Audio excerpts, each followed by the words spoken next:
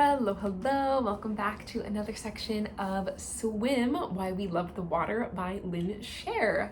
Glad to be back for a second section with you here.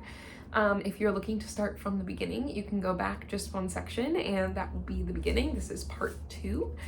And today we are starting in the middle of page 21 with the page break there. So yeah, if you like this book, give me a thumb, subscribe so you can catch the rest if you want, and yeah, let me know what you think about it. So let's jump in, page 21. It's just a little bit into chapter 2, and let's go. It reappeared with the dawn of the Renaissance. The first mention of swimming in print in Britain came in 1531 when Sir Thomas Elyot, a scholar who also coined the term encyclopedia, wrote the book named The Governor, a popular guide for wannabe English gentlemen. There is an exercise, he wrote, I've updated the English for easier reading, which is right profitable in extreme dangers of wars, but because there seems to be some peril in the learning thereof, and also it has not been of long time much used, especially among noblemen, perchance some readers will little esteem it. Here's the payoff in the original English. I mean swimmage. And the spelling is I-M-E-A-N-E, swimmage, S-W-Y-M-M-Y-N-G-E. 7 years later, a Swiss German language professor named Nikolaus Winman published the world's first book on swimming. Columbetes, the Swimmer, or The Art of Swimming, a conversation in which Pampyrus, the elder, teaches Erotes, the younger, how to swim. It is the first printed description of strokes, the first suggestion that swimming can open the wonders of the world, but since it was written in Latin, its impact was limited. One translator, however, has preserved a felicitous phrase that I'd nominate for swimming idiom of the century. When the lesson is over, Pampyrus invites Erotes home with him so that they may get an inward wet. An inward wet. It is a concept perhaps invented by the Roman poet Horace, who satirically described advice to cure insomnia. Let those who are in need of deep sleep anoint themselves with oil 3 times and swim thrice across the Tiber. Then, as evening falls, refresh themselves with wine. That's both an inward and outward wet. All this was mere preface to the real breakthrough. In 1587, a cleric and philosophy scholar named Everard Digby wrote a tiny guide called De Arte Nantandi, on the art of swimming, to rescue swimming from the depths of ignorance and the dust of oblivion. The importance of this 5 by 7 inch volume on the history of swimming cannot be overestimated. For the first time in the modern era, swimming was being taught as a sport, a skill, and recreation, as fun, something to do for its own sake, not just to repel the enemy. Saving lives was one motive, of course. England's coastal waters, swift rivers, and lakes took a huge toll yearly. Digby aimed to preserve human life from the greedy jaws of the swelling sea. But he wanted more than just attention to what he called a thing necessary for every man to use. Addressing what he knew was a skeptical audience, he also wrote in Latin, the language of the establishment. He aimed to be the art of swimming what Hippocrates and Galen were to the art of medicine, Aristotle to the liberal arts, Mercator to the maps of the world. Digby claimed boldly that humans, defined in those days as man, swim naturally, even better than fish. As one of his later translators put it, a man may swim with his face upwards, downwards, on his right side, on his left side, stand, sit, lie, carry his clothes and other things safely, walk in the bottom of the waters, which no fish nor other creature can do. At a time when open water was the only option, he imparted such practical advice as this: swim only in daylight and only in summer months. Don't swim in a place growing full of weeds or grass, and look for clear water. not troubled with any kind of slimy filth. Digby taught a swimmer how to flip from one side to the other, an invaluable skill should a ship suddenly appear to run over him. Likewise, if there should be any lions, bears, or fierce dogs lurking in the river. He also may have been the first to advocate for the buddy system, shrewdly suggesting that a beginner find a partner taller and stronger than himself. Reverend Digby was so convinced of the benefits of swimming, he gilded his 114-page treatise with 43 charming woodcuts illustrating techniques for taking the plunge. For example, here's how to enter the water wading in slowly from the bank. And here's how to do the backstroke. I've got images.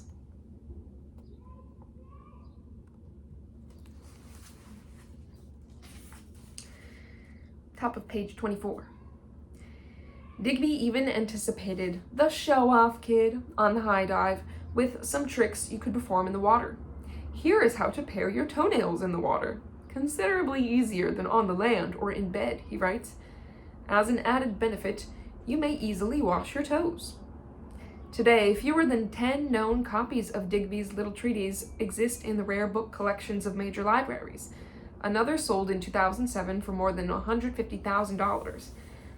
But while mesmerizing to us for its quaint yet precise understanding of the benefits of swimming, it too could have been read by only a few educated people. The author died shortly before another ever Digby was famously executed for his role in the failed gunpowder plot to assassinate the king, what is now celebrated as Guy Fawkes Day. The conspirator was likely a distant relative, but as one British royalist and swimming aficionado later sniffed, he was guilty of a crime of which no swimmer would be capable. Still, while De Arte Natandi went largely unrecognized in Tudor England, it eventually found its audience. By 1696, more than a century after his little tome was first published, it had been shortened and translated, twice into English and once into French. Unfortunately, two of the translators barely credited him, which is why his name was largely lost in history. But the message was spreading. When the French version, by Melchizedek Thévenot, librarian to King Louis XIV, was translated into English, it so caught the draft of the growing activity that it became, according to one historian, the most popular book on swimming in France and England. One of Monsieur Thévenot's biggest swimming fans was an American teenager working as a printer in early 18th century London. I had from a child been ever delighted with this exercise, had studied and practiced all Thévenot's motions and positions, wrote Benjamin Franklin in his autobiography many years later. He learned well, mastering the graceful and easy as well as the useful, often demonstrating his talent. Once, on a boat ride, Franklin was persuaded by friends to strip down and leap into the Thames, where he swam from near Chelsea to Blackfriars, 3.5 miles, performing on the way many feats of activity both upon and under the water that surprised and pleased those whom they were novelties. Franklin also invented what may have been the first swim paddles, 2 oval pallets, each about 10 inches long and 6 broad with a hole for the thumb. They much resemble a painter's pallets. Franklin wrote that swimming cured everything from diarrhea, I speak from my own experience, to insomnia. After having swam for an hour or 2 in the evening, one sleeps coolly the whole night, even during the most ardent heat of summer. And that's without Horace's cup of claret. He advised everyone to learn. One nobleman was so impressed with Franklin's skills, he offered him a handsome fee to instruct his own 2 sons. From this incident, Franklin later wrote, I thought it likely that if I were to remain in England and open a swimming school, I might get a good deal of money. And it struck me so strongly that had the overture been sooner made me, probably I should not so soon have returned to America. Lucky for the young republic, he did. What he found on this side of the pond was nothing like he'd seen in London. At a time when there were no American swimming books and virtually no swim instruction, only a few colonists braved the waters of Virginia's James River, Boston Charles, Philadelphia's Schuylkill, among others. President John Quincy Adams took daily dips in the Potomac at 5 a.m. naked, a practice so unusual it inspired a tale that made its way more than a century later into a White House press conference. President Harry S. Truman liked to tell the story, totally unsubstantiated, of Anne Royale, America's first female professional journalist who was frustrated with her attempts to get an interview with President Adams. One day, she supposedly followed him to the river, gathered his clothes, and sat on them until he answered all of her questions. "I thought you would be interested in that," Truman teased another insistent journalist, May Craig of the Portland, Maine Press Herald. He, like Adams, is said to have admired the woman's spirit. The real story about Adams' famous swims threatened considerably more than his dignity. One June day in 1825, he headed off on a little boat down Tiber Creek, which ran behind the White House to the Potomac. He was planning to paddle across, clothed with his valet, Antoine Giusta, then swim back home. But a freak wind and sudden storm flooded the flimsy craft. When it sank, Adams and Giusta swam furiously for the opposite shore. Giusta made it easily since he had left his clothing behind, but the president was nearly dragged to the bottom by his long sleeves and trousers. As he later recorded in his diary, "While struggling for life and gasping for breath, I had ample leisure to reflect upon my own discretion." Adams gave his soggy garments to the valet and sent him to walk back for help. He then sat stark naked for 5 hours, separated from the Oval Office by more than half a mile of churning waters. A carriage finally returned him home, thus eliminating Vice President John C. Calhoun's chance to run the country. "By the mercy of God, our lives were spared," President Adams wrote. At the insistence of his wife, Louisa, Adams discovered the joys of gardening. Today, what remains of Tiber Creek runs under Constitution Avenue. We've got a little story aside on page 26. "They call it windsurfing, then." "The exercise of swimming is one of the most healthy and agreeable in the world," Ben Franklin wrote, but he acknowledged that rowing with the arms and legs could be a laborious and fatiguing operation when the space of water to be crossed is considerable. His solution: "When I was a boy, I amused myself one day with flying a paper kite and approaching the bank of a pond, which was near a mile broad. I tied the string to a stake, and the kite ascended to a very considerable height above the pond, while I was swimming. In a little time, being desirous of amusing myself with my kite and enjoying at the same time the pleasure of swimming, I returned, and loosing from the stake the string with the little stick which was fastened to it, went again into the water, where I found that, lying on my back and holding the stick in my hands, I was drawn along the surface of the water in a very agreeable manner. Having then engaged another boy to carry my clothes round the pond to a place which I pointed out to him on the other side, I began to cross the pond with my kite, which carried me quite over without the least fatigue, and with the greatest pleasure imaginable. I was only obliged occasionally to halt a little in my course and resist its progress, when it appeared that by following too quick I lowered the kite too much, by doing which I occasionally made it rise again. I have never since that time practiced this singular mode of swimming, though I think it not impossible to cross in this manner from Dover to Calais. A packet boat, however, is still preferable."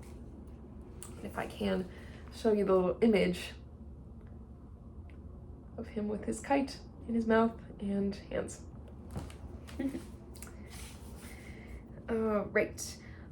Let's do the other, no, page 29, top of the page.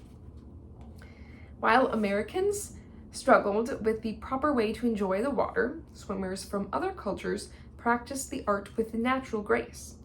Numerous images capture the facility with which natives of Polynesia and the Caribbean dove for pearls or hunted for food. In Taipei, his novel based on several months in the South Pacific, author Herman Melville describes the swimming skills of the women of the Marquesas. Sometimes they might be seen gliding along just under the surface, without apparently moving hand or foot. Then throwing themselves on their sides, they darted through the water, revealing glimpses of their forms as they shot for an instant partly into the air.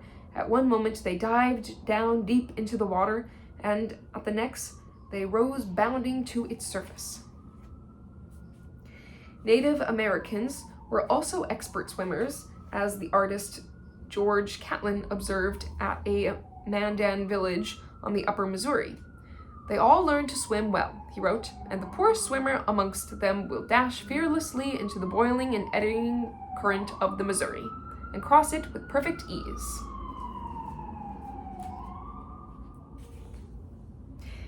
It is learned at a very early age by both sexes and enables the strong and hardy muscles of the squaws to take their child upon the back and successfully to pass any river that lies in their way.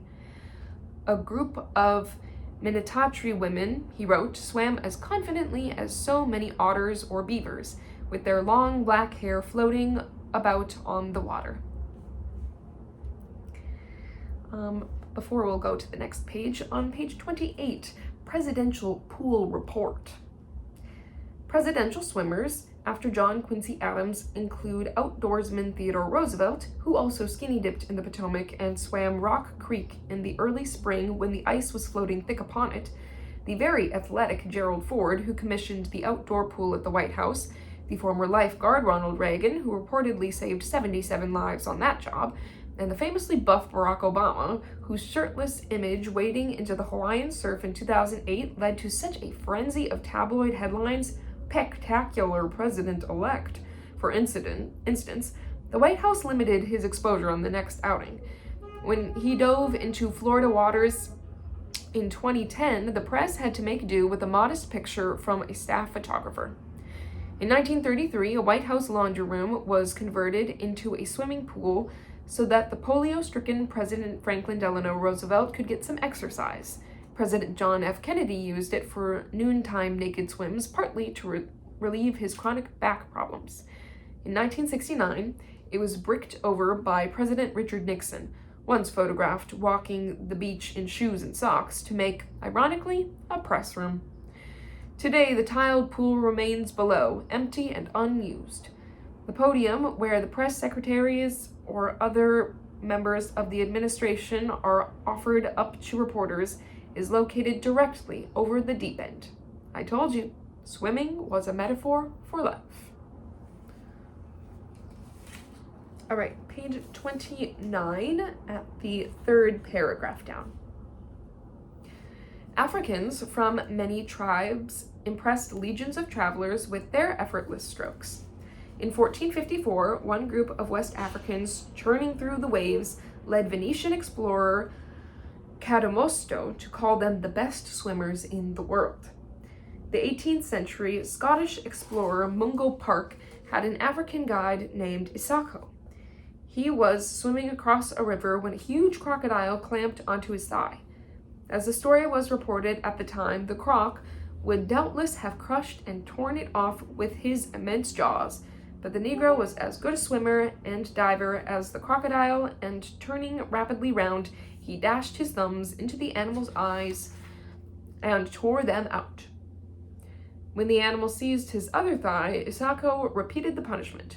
The croc finally let go, and Isako swam to safety, where Park dressed the wounds to complete the rescue. Stories like these were read avidly in Europe, where the craze finally took hold. The 19th century was the swimming century, as men and women started flocking to the seashore. What began as a health movement, public baths to cleanse the great unwashed, soon became a sports mania. Clubs were established, along with competitions, some in indoor swimming pools. Swim schools opened in Paris, in Vienna, and across Europe. If you couldn't make it to class, there was a raft of instructional books, most still plagiarizing the pioneering Reverend Digby, some actually providing valuable new information. By the 1930s, lessons on each stroke were helpfully provided on wallet-sized cards given out with packs of cigarettes. There were no helpful hints on how to stop smoking.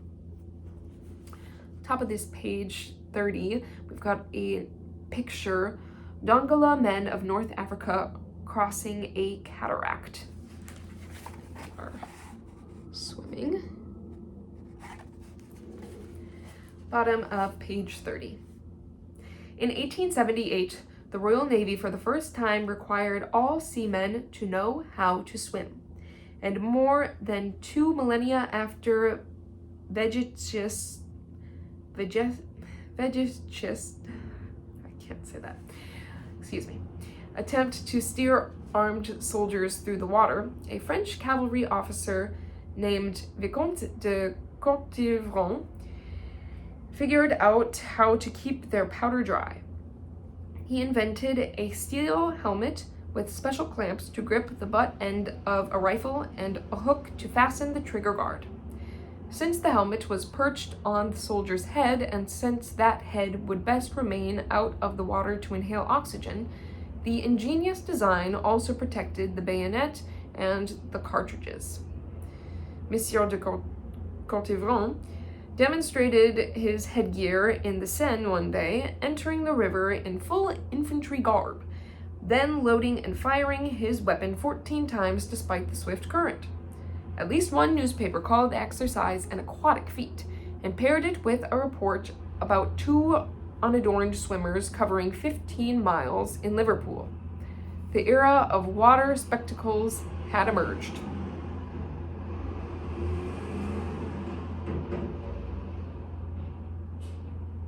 The era of water spectacles had emerged, and the public thirst was unquenchable. London audiences flocked to the Thames to cheer on 14-year-old Agnes Beckwith, who was from a celebrated swimming family, as she churned through 5 miles of unfriendly waters from London Bridge to Greenwich in just over 1 hour 7 minutes, a new record. Another young female swimmer demolished her time several days later. At the Alhambra Theatre of Varieties, teenage star Elise Wallenda of the Flying Family stayed submerged for 4 minutes and 45 seconds in a glass-fronted tank, during which time she also undressed, wrote on a slate, sewed, and ate grapes. "There is one great objection to this feat," wrote an observer, "and that is the exceedingly grave liability to serious or fatal injury." Young Ms. Wallenda emerged unconscious, but was revived. An Italian who billed himself only as Succi epitomized the extreme lengths to which swimmers would go to please their hydrophilic fans. He fasted for weeks, and on at least one occasion, then went to the Royal Aquarium to swim. So did his followers to watch. Swimming was not only in, but inane. The bar was raised even further in 1875 when a stocky British sea captain named Matthew Webb, a self-described water lover who had read with interest the accounts of Byron's adventure across the Hellespont, swam what was considered unswimmable, the English Channel. The 21-mile corridor between England and France was the biggest prize of all, the Mount Everest of the swimming world. Caesar had sailed it in 55 CE, bringing swimming and public baths to the British Isles. Now Webb crossed in the other direction, using the then popular breaststroke to become an international star. In 21 hours and 45 minutes, a grueling grind in egg-beater gray-green water with inhuman tides that increased his distance to 39 miles, Webb conquered not just the Channel, but every famous swimmer before him. Punch, the British humour magazine, celebrated his success with a neat pun. "Hurrah for daring Captain Webb, that resolute commander. He has far outdone Lord Byron, Mr. Eckenhead, and Leander. As for Leander, now his fame must sink to nearly zero. For what is he compared with Webb, who's in himself a hero?" Hero and Leander. Webb's accomplishments seared his name onto the English consciousness and drew an eager crowd to every public bath. Boys across England clamored for swimming lessons and then swarmed into its ponds and streams. By the time the sport debuted in the first modern Olympics in 1896, champion swimmers were celebrities and the sport had exceeded its origins. The United States cannonballed in during the 20th century. The appeal of swimming had spread in ever-widening ripples from the soft sand beaches of the Northeast to the palm-shaded turquoise of Florida and Southern California. Coney Island and Atlantic City were resorts, not just swimming holes with live bands to swim by. Municipal pools made swimming available to the masses. Exotic designs became Hollywood luxuries, and a 19-year-old New Yorker with a slick crawl and a winning grin swept swimming into the stratosphere. In 1926, Gertrude Ederle became the first woman to swim the English Channel, setting a new speed record for both genders that would hold for 24 years. In Manhattan, 2 million people turned out for the biggest ticker tape parade the city had seen. Across the country, more than 60,000 women earned swimming certificates from the American Red Cross. A new wave of American athletic stars floodlit popular culture. Johnny Weissmuller, Buster Crabbe, Esther Williams, Eleanor Holm. They smashed world swimming records and then lit up the silver screens.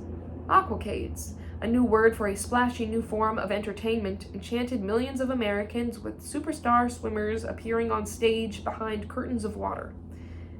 Swimming was the most popular recreational activity in America in the 1920s and 1930s, explains Bruce Wygo, president and CEO of the International Swimming Hall of Fame in Fort Lauderdale, Florida. And the most popular attraction at many amusement parks was the swimming pool. I have traveled here to see what is arguably the best collection of swimming memorabilia in the country. Wygo, whose lifeguard looks and wavy blonde hair reflect his background as a competitive swimmer and water polo executive, riffles through a box full of old color postcards illustrating outdoor pools and indoor tanks literally swarming with swimmers. We've got a picture. Ederle sewed her own suit, now on display at the International Swimming Hall of Fame. It's worn by Gertrude Ederle. All right, the postcards. Look at this one, 4,000 people a day.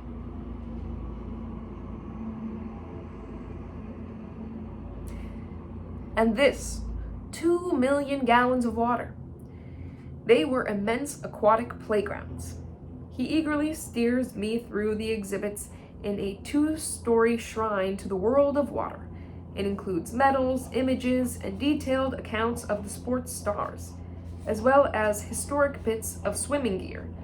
A pair of leather goggles more suitable for a motorcycle than the sea, the corner commemorating Olympian Duke Kahanamoku, complete with Hawaiian shirt and lei, a progression of bathing costumes, including Ederle's 2-piece silk with an American flag over the heart that she wore in the channel, and a contemporary cover-all pink burkini. Wygo's personal passion for swimming is sated during daily swims in the ocean outside his office door, where the water registers a perfect 82 degrees on the day I join him. It is one of many swimming interviews I find myself doing, an unconventional but idyllic setting where your memory has to be really good. Wygo's powerful crawl is an inspiration, his love of the sea palpable. You jump in the water and feel as if you're in a different world, he explains. You have no gravity. You put your head underwater and you have no sound. I swim with sea turtles and fish, and every once in a while I see a giant something or other swim by. There's something spiritual about it. You get in there and everything on land disappears. You can think. There's no distractions. Later, over coffee at a nearby restaurant, he elaborates. This, he says, indicating the canned music in the background, this is Orwellian. Everywhere there's music. Is it to keep you from thinking? I ask what he thinks about in the water. I solve the problems of the world, work, and of my family, he says. One of those problems concerns the other side of the swimming story as it unfolded in the United States. Before the Civil War, more blacks than white people swam, but when whites discovered swimming, blacks were totally excluded from safe beaches and America's pools, Wygo says, incensed. And white culture fought against the integration of swimming pools more than almost any other thing. He reminds me of the ugly incidents and vicious riots during decades of segregation, the laws and the bigotry that kept everyone who wasn't white out of the water. Rather than comply with integration, many pools simply closed. A movement to build colored pools, bluntly advertised in a 1940 Learn to Swim poster for the New York City Department of Parks separating dark-skinned swimmers from their white peers, was, according to Wygo, a last-ditch effort to provide separate but equal facilities. It was also too late. By that time, the aquatic culture of the black community had been destroyed. Generations of African Americans grew up with no tradition of swimming. As a result, the most common black stereotype is they can't swim. Talk to a black kid on a swimming team.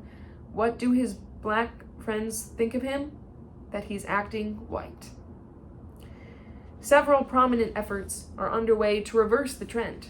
Bruce Wygo makes the pitch with his museum, going out of his way to invite African American tourists to see exhibits illustrating the rich history of black swimmers and the many incidents where slaves with fine strokes rescued their non-swimming masters after a shipwreck. He's also pushing for more public swimming pools to replicate the giant social centers that once captivated Americans. People built their own pools in their own backyards or at private clubs so they wouldn't have to associate with someone they didn't like, he says.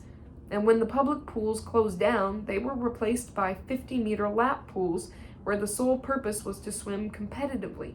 All the social attractions and elements, like slides, restaurants, dance floors, and artificial beaches, were engineered out of them, thereby ensuring that non-swimmers, code word for minorities, would not find them attractive or inviting. Thus, swimming has remained a mostly white activity. Water parks, he says, don't teach people how to swim. He wants the swimming culture to be reborn. Not such a far-fetched image when you recognize that to many, water is sacred. There's baptism, there's the Greek tomb of the diver, Wygo says. That's how you pass into the next world. Water is always associated with rebirth. So, we're at it again. Reinventing swimming for another age using a metaphor that is entirely appropriate. Page 37. We've got a list. You know you're a swimmer if you're crossing a bridge and think, I could swim across this. People ask you to do a triathlon, and you say you would if it weren't for the run and bike parts. You put off the decision to color your hair until after the summer swimming season.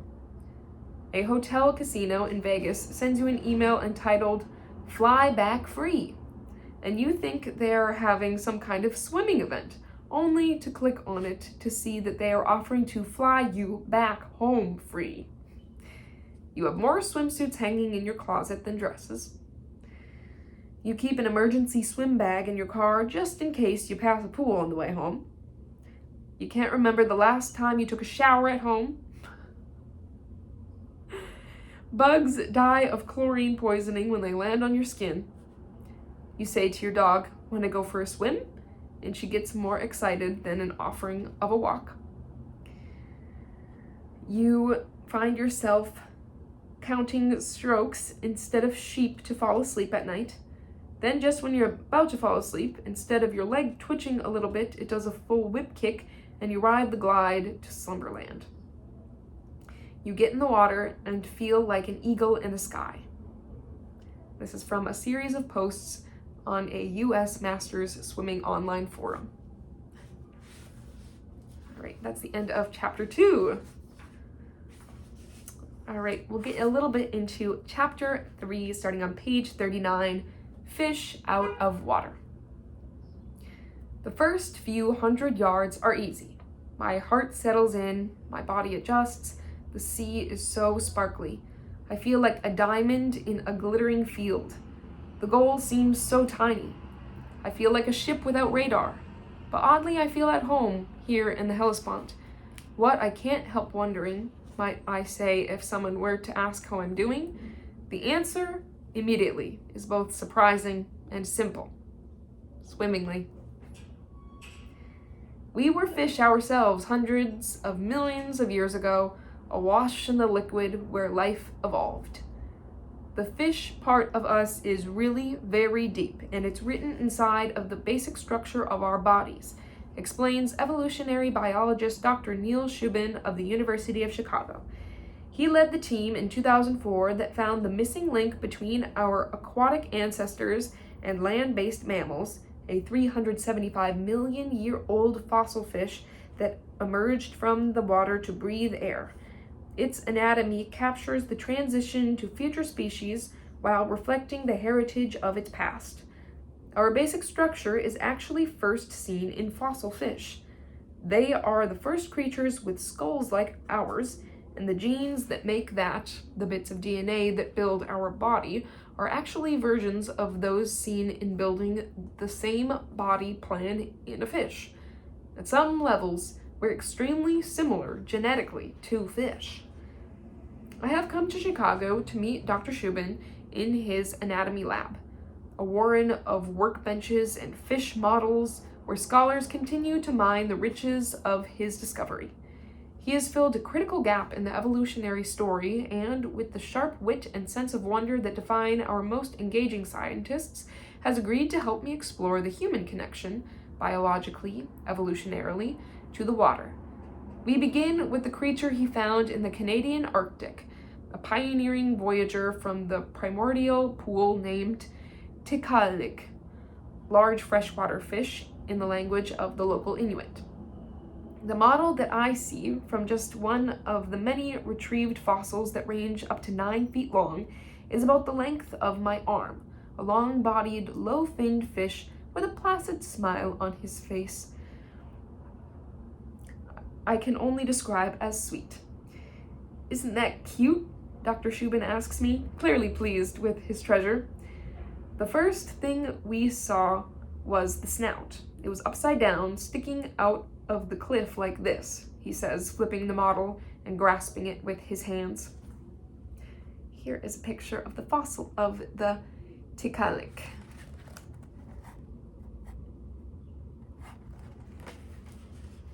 Beneath Tiktaalik's grin lurked the sharp fangs of a predator on the way to making biological history, a hardy emigre armed with features adapted for life outside the water, a neck that allowed its head to swivel, critical for excursions on land where you can't flip your body at will, a flat skull like a crocodile's with eyes on top, the better to see terrestrial prey, lungs that can process air, and articulated bones embedded in its front fins that enabled it to climb out of the past.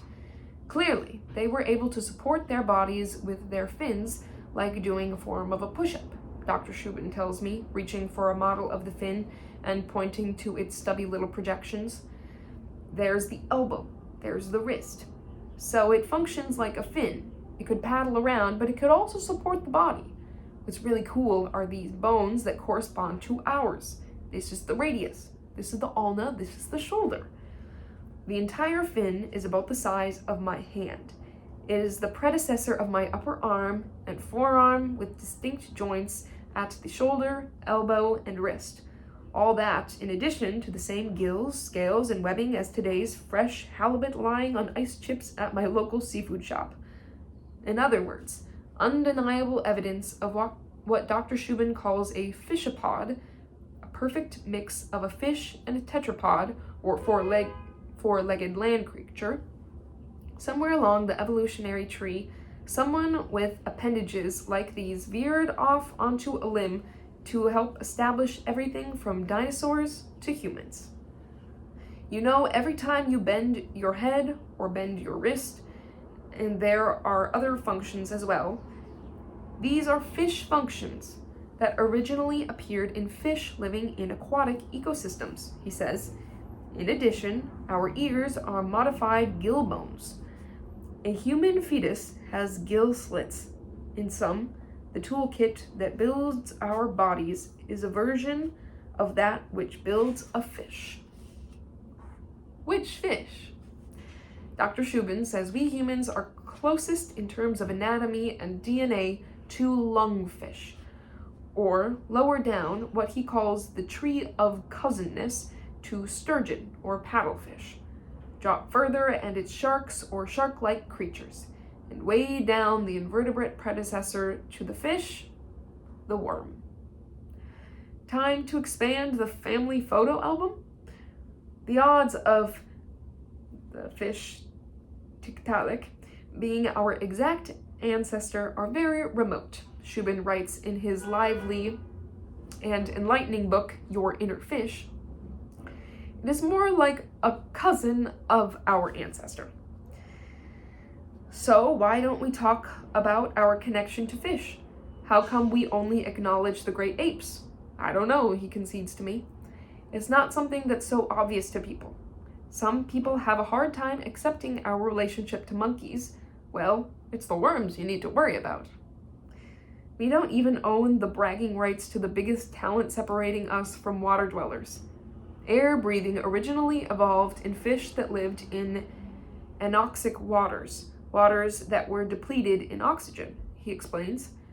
I think about the brilliantly colored koi slithering around in my fish pond back home. Sometimes on hot days, they swim along, reach up, take a big gulp of air, and come back down, says Shubin, finishing my thought. Lungs actually are ancient. Air breathing is a fishy thing.